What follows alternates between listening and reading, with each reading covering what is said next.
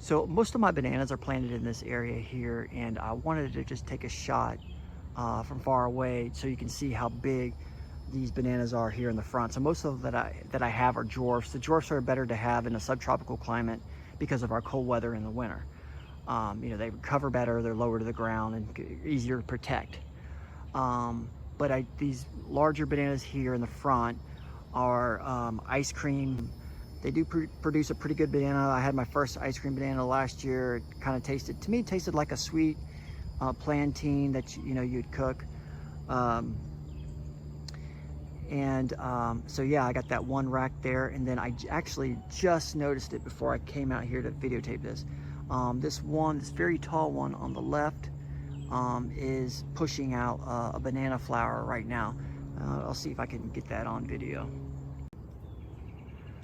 Okay, so if you see that spiral up there sticking out, might be hard to tell. That's the flower. It's about to shoot out. And the cool thing about when a flower comes out is that you're going to kind of watch it every day to see how many banana hands that it produces. So the banana tree, it'll produce a ton of banana hands, but it'll only do so based on the amount of nutrients and energy that it has. If it doesn't have enough nutrients, it's not going to produce a full rack. And here in Central Florida, you typically aren't going to produce a full rack.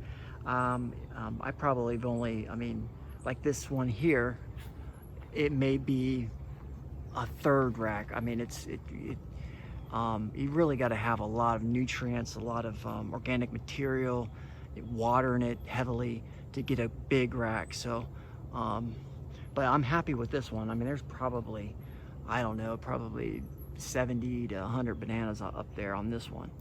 So actually, and they do take a while to develop. Now we're in like late July, so this new banana rack that's about to be pushed out, I have about 4 months until we maybe get some cold weather. Now the great thing is even if a banana rack isn't fully developed, and I get like a real bad cold snap, I can cut the rack off and put it in the garage, and those bananas will still ripen even if they're not fully developed. It takes a while for them to ripen, but as long as I got some bananas on the rack, no matter how big, I should be able to eat them. But as far as the rest of the bananas in here goes, I do have a rack of Cavendish right now. So there's the Cavendish.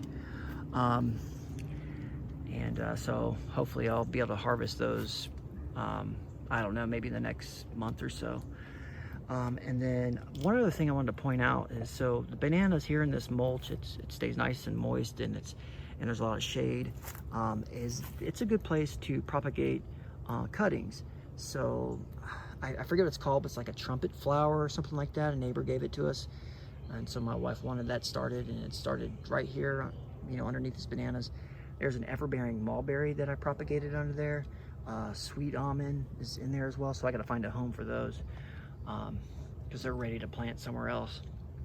But in a nice shaded area with a deep mulch, a lot of moisture, think about using it to propagate your cuttings. Okay, and lots of pineapples here, and then you can see the rest of my bananas. One cool thing I want to point out, so this is not edible, but so I found an orchid. It fell out of the tree, and it was just this little teeny orchid. It looked like the top of a pineapple. Apparently they're in the same family. But so I put it in this hollow tree log, and it shot out this I don't know what you'd call it, but it's a bunch of little buds that flower. Now the flowers are very subtle, but it is kind of cool. So if you find a little orchid, sitting in your yard, think about putting it somewhere, because I think that's pretty, ornamental right there. So right there's a dwarf Namwa, so I hadn't had that one yet. And I have, these are the dwarf Puerto Rican plantains. And there's my avocado. That's how it's doing. It's still growing. This is from seed, so maybe one of these years it'll actually put some fruit out for me. Another thing I want to show you. So this right here is, this is from seed. Anything I grow from seed, I'm usually typically proud of, because it's, you know, it's kind of cool to grow something and see it go from a little seed all the way up. But so this is the star fruit, carambola, I think is what it's called. But so I think this is probably about maybe 2 years old. But my friend brought some star fruit into work, and I planted it. Planted the seed from it, and this is what it's done for me. So kind of cool to see this grow. Also have pineapple in here, so as you can see, deep shade. It's hard to spot, but it's over there. I got some weeds around it. It's back there towards the trunk of the avocado tree. But this area does real well for me with pineapples. I've got an overgrown area here. We're gonna get some goats, and they're gonna take care of this for me. This right here is a elderberry. It produced a lot, but my wife's still kind of afraid of it, so I probably just need to pick them and or have the kids pick them and sell them, because I know dried elderberries, actually, you know, a lot of people are looking for them, and so maybe I have them do that one year. Or the goats can eat it. So I'm gonna go back here to the back.